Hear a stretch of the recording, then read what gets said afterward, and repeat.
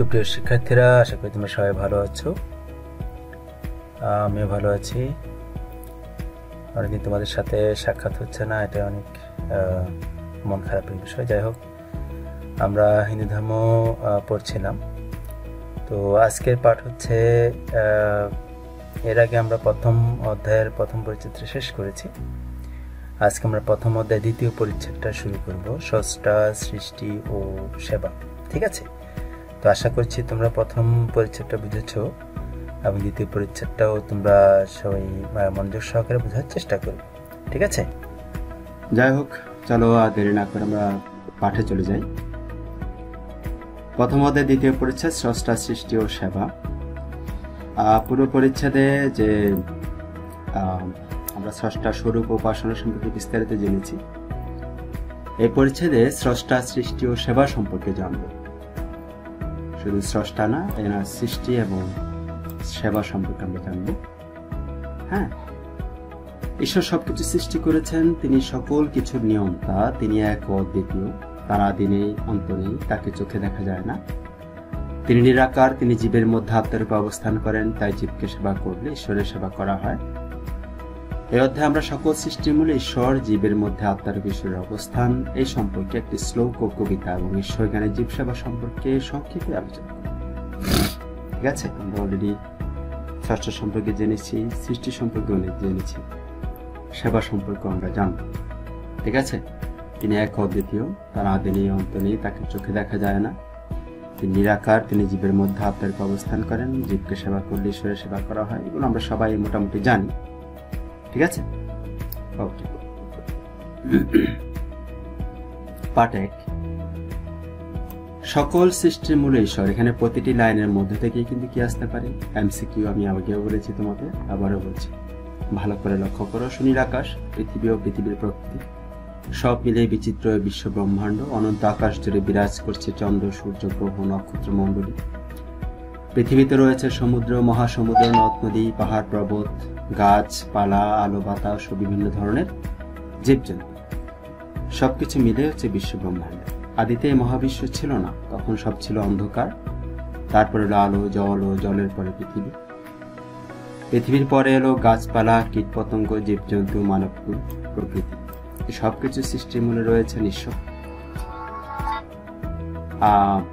গীতায় বলা হয়েছে তিনি পরমাত্মা এবং একমাত্র আশ্রয়। বিশ্বে জীবকুল সৃষ্টির মূলে রয়েছে ঈশ্বর। এই বিশ্বের জীবকুল সৃষ্টির মূলে রয়েছেন ঈশ্বর। আবার তিনি জীবদেহের মধ্যে নিয়ন্ত্রণকারী জীবাত্মা হিসেবে বিরাজ করছেন। তিনি জীবের জীবন, প্রাণীর প্রাণ, সর্বভূতের সনাতন বীজ। জীবদেহের ভিতরে যে জীবন আছে তা পরমাত্মারই অংশ। আত্মা ছাড়া জীবদেহ অচল, মৃত। তিনি জীবের জন্ম মৃত্যুর কারণ। কথাটি আরো একটু বুঝিয়ে বলি। জীবদেহের মধ্যে যখন ঈশ্বর আত্মারূপে প্রবেশ করেন, জীবদেহ তখন চেতনা সম্পন্ন হয়, সচল ও সক্রিয় হয়। যতদিন জীবাত্মারূপে তিনি জীবদেহ অবস্থান করেন, ততদিন জীবের জীবন বায়ু থাকে। জীবাত্মা জীবদেহ পরিত্যাগ করলে জীবের মৃত্যু ঘটে এবং মৃত্যুর মধ্য দিয়ে দেহের বিনাশ ঘটে। তাই বলা হয়েছে ঈশ্বরই আমাদের জন্ম মৃত্যুর কারণ। তিনি আমাদের চিন্তা, চেতনা, সকল প্রচেষ্টা নিয়ন্ত্রণ। ঈশ্বর মানুষের জীবজন্তুর কল্যাণে অপরন্ত সৌন্দর্য সম্পদে ভরপুর সুন্দর পৃথিবী ও প্রকৃতি সৃষ্টি করেছেন। এই প্রকৃতিতে বিরাজ করছে কত রকমের ফুল, কত রকমের ফল। প্রকৃতির সৌন্দর্য তারই সৌন্দর্য। সৌন্দর্য সৃষ্টির মূলেও রয়েছেন ঈশ্বর। ঠিক আছে? কথাগুলো এখানে না বোঝার মতো কিছু না।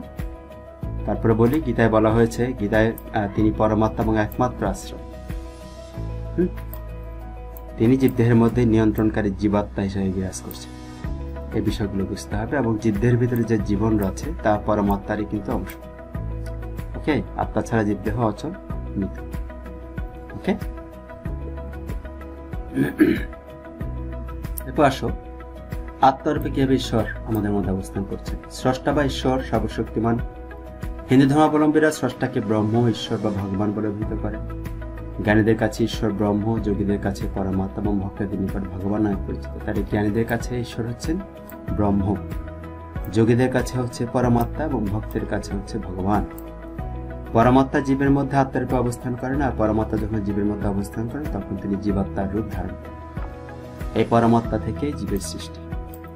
আত্মা নিত্য বস্তু নিরাকার, আত্মার জন্ম নেই, মৃত্যু নেই। একই পরমাত্মা বহু আত্মারূপে জীবদেহের মধ্যে অবস্থান করে। জীবদেহের বিনাশ আছে, কিন্তু আত্মার বিনাশ, কারণ জীবাত্মা পরমাত্মার অংশবিশেষ। ঠিক আছে? আর পরমাত্মার সকল গুণই জীবাত্মার মধ্যে বিদ্যমান, তাই পরমাত্মার ন্যায় জীবাত্মাও জন্ম মৃত্যুহীন এবং শাশ্বত।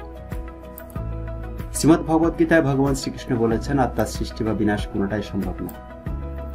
ইনি নিত্য বিদ্যমান, ইনি জন্মরহিত, নিত্য, শাশ্বত এবং পুরাণ। শরীরের বিনাশ ঘটলেও ইনি বিনষ্ট হন না। এটা গীতার 2য় অধ্যায়ের 20 নম্বর শ্লোকে রয়েছে। আত্মার বিহান্তর ঘটে। শ্রীমদ্ ভগবদ গীতা বলা হয়েছে, বাশাংসি জীর্ণানি যথা বিহায় নবানি গিন্নাতি নরহ পরাণি তথা শরীরানি বিহায় জীর্ণানি সংয়াতি নবানি দেহি। অর্থাৎ মানুষ পুরাতন কাপড় পরিত্যাগ করে নতুন কাপড় পরিধান করে, আবার আত্মাও তেমনি পুরাতন দেহ পরিত্যাগ করে নতুন দেহে প্রবেশ করে। আত্মার এই দেহ পরিবর্তনকে জন্ম মৃত্যু বলে। ঠিক আছে? আত্মা যখন একটা দেহে প্রবেশ করে, নতুন দেহে, তখন তাকে জন্ম বলে। আবার আত্মা যখন একটা দেহ থেকে বেরিয়ে যায়, তখন তাকে মৃত্যু বলে। দেহ আত্মার মধ্যে ঘনিষ্ঠ সম্পর্ক রয়েছে। দেহকে আশ্রয় করে আত্মার অভিযাত্রা, আবার আত্মাকে লাভ করে দেহ সজীব। দেহহীন আত্মা নিষ্ক্রিয়, আত্মাহীন দেহ জড়, অর্থাৎ জড়বস্তুর আত্মা নেই, তাই নিশ্চল, প্রাণহীন এবং ক্রিয়াহীন। আত্মার জন্ম মৃত্যু নেই। গীতায় শ্রীকৃষ্ণের উক্তিতেও জানা যায়, আত্মার জন্মহীন, মৃত্যুহীন, শাশ্বত, পুরাতন হয়েও চিরনতুন। ঠিক আছে? আত্মা পুরাতন, কিন্তু সে যখন একটা নতুন দেহ ধারণ করে, তখন সেটা চিরনতুন হয়ে যায়, তাই না? জীবের মধ্যে আত্মারূপে ঈশ্বরের অবস্থান সম্পর্কিত একটি মন্ত্র বা শ্লোক এবং ঈশ্বরের অবস্থান সম্পর্কিত কবি রজনীকান্ত সেনের গীতি কবিতা। শ্রীমদ্ ভগবদ্গীতা বলা হয়েছে, অহমাত্মা গুড়াকেশ সর্বভূতাশয় স্থিত অহমাদিশ্চ মধ্যঞ্চ ভূতানামন্ত এব। ওকে, 10ম অধ্যায় 20 নম্বর শ্লোক। হে অর্জুন, আমি সকল প্রাণীর হৃদয় স্থিত আত্মা, আমি ভূত সকলের আদি, মধ্য ও অন্ত। বুঝতে পেরেছ?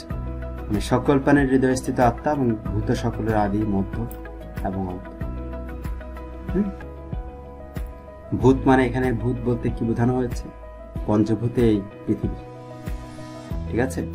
ক্ষিতি, অপ, তেজ, মরুদ, বোম, এই 5টা ভূতে এই পৃথিবী সৃষ্টি। সকল ভূতের আদি, মধ্য এবং অন্ত হচ্ছে।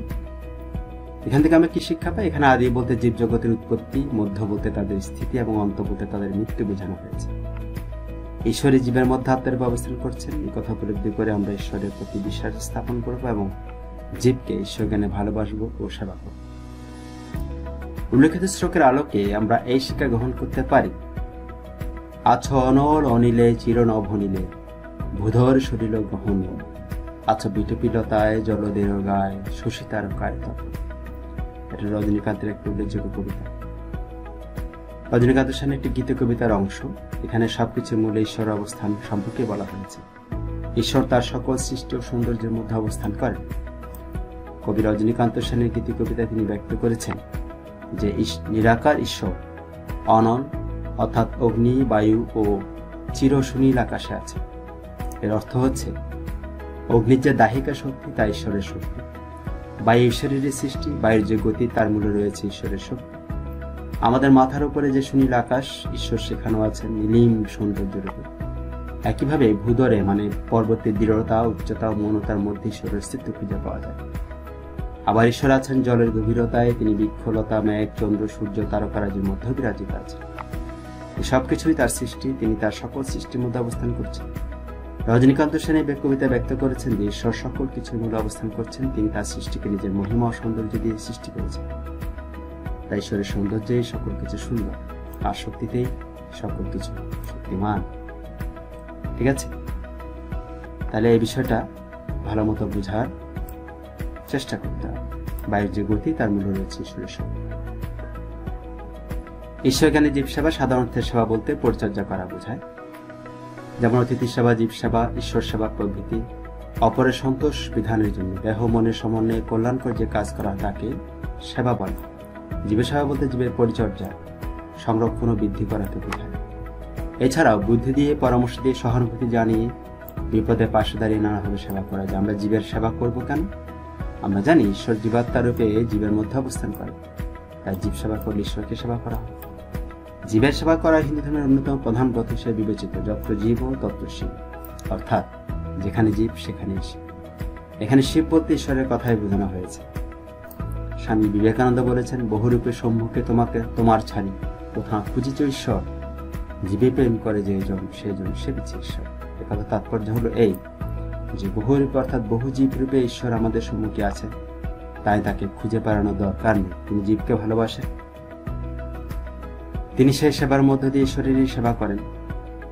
তাই হিন্দু ধর্মের জীবকে ঈশ্বর বা ব্রহ্মজ্ঞানের সেবা করতে বলা হয়েছে, কারণ জীবকে সেবা করলে ঈশ্বরের সেবা করা হয়। সুতরাং ঈশ্বর জ্ঞানে জীব সেবা হিন্দু ধর্মের একটি মূল বৈশিষ্ট্য এবং অন্যতম নৈতিক শিক্ষা। হিন্দু ধর্মে বৃক্ষ একটি জীব, বৃক্ষের মধ্যে প্রাণরূপে ঈশ্বর বিরাজিত। তাই বৃক্ষের সেবা বা পরিচর্যা করার মাধ্যমে বিষয়টিকে হিন্দু ধর্মের প্রাচীনকাল থেকে অধিক গুরুত্ব দেওয়া হয়েছে। আহারের শেষে কিছু অংশ বিভিন্ন প্রাণীর জন্য সংরক্ষণ করা হয়, এই অংশ জীবকে দেওয়া হয়, এভাবেও জীব সেবা হয়। হিন্দু ধর্মের জীব সেবা প্রদানের জন্য বিভিন্ন সেবাশ্রম মঠ গড়ে উঠেছে, যা মানুষের মধ্যে বিভিন্ন ধরনের সেবা প্রদান করছে। বিভিন্ন উপায়ে জীব সেবা করা হচ্ছে। সকল জীবের মধ্যে প্রাণরূপী ঈশ্বর বিরাজিত এবং ঈশ্বরের সত্তা প্রকাশিত। আমরা এই সত্য উপলব্ধি করে সব ভেদাভেদ ভুলে জীবের সেবা করি। ঠিক আছে, আশা করি আজকের পাঠটা তোমরা খুব মন দিয়ে বুঝেছো এবং না বোঝার কিছু নেই। অত্যন্ত সহজ একটি পাঠ ছিল। আর এই পাঠের মধ্যে প্রতিটি লাইনেই তোমাদের আমি বলেছি যে এমসিকিউ ব্যাপারটা রয়েছে। ঠিক আছে, আবার পাঠটা ভালো করে মন দিয়ে পড়বে, বই থেকে পাঠটা ভালো মতো পড়বে, পড়ার পর সেগুলো একটু রিভিশন দেওয়ার চেষ্টা করবে। ঠিক আছে, নিজের থেকে প্রশ্ন বের করার চেষ্টা করবে, তাহলে এমসিকিউ তোমাদের গাইড বই খুঁজে খুঁজে কিন্তু শিখতে হবে। ঠিক আছে, যাই হোক, ভালো মতো লেখাপড়া করবে। তোমাদের পরীক্ষা বা আমি বলেছি, পরীক্ষা ছাড়া তোমাদের কোনো অটোপাস যেহেতু নেই, একটু দেখতে হবে বিষয়টি। এমসিকিউ পরীক্ষাটাই হতে পারে, আমি I am not sure, but হতে পারে, সেটাই হতে পারে। যাই হোক, তো আজ এ পর্যন্ত। তোমরা ভালো থেকো, সুস্থ থেকো, নিরাপদে থেকো এবং অবশ্যই অন্যের কাছে আশীর্বাদ ঠিক আছে। সকলকে ধন্যবাদ।